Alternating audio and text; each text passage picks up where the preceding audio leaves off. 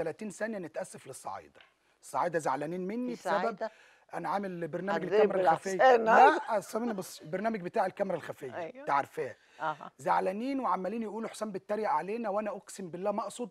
فانا من خلال القناه، قناه الصحه والجمال والنجمه نجوى فؤاد، هي عارفه اخلاقي، اقسم بالله انا ما اقصد اتريق على حد ولا اقصد اقلل من حد. ده برنامج كاميرا خفيه، واللي كان بيجي كنت بسلط عليه النجوم اللي معانا ونعمل فيه مقلب نعصبه. لا قاصد اجيب صعايدي ولا فيومي ولا بني سويفي ولا شرقاوي ولا اسماعيلاوي، انا بجيب ناس والله ما اعرف هو منين.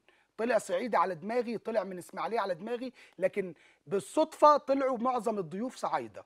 فانا عايز اتاسف لهم، والنجمه نجوى فؤاد تساعدني، ساعديني بقى نتاسف لهم. حاضر حاضر، انا بقى ولا لا اعمل عايزين ايه؟ نتاسف لهم، وقولوا لهم حسام ما يقصدش، قولوا لهم بقى حسام ما اه. يقصدش، وده كاميرا خفيه وما يفهموش الامور غلط.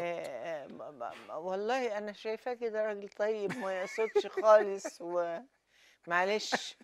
انت كمان ازاي تقول لهم الكلام ده؟ كلام ايه؟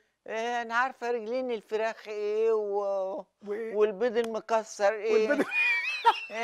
مش خايف لا ينتفوا لك ريشك ولا ايه؟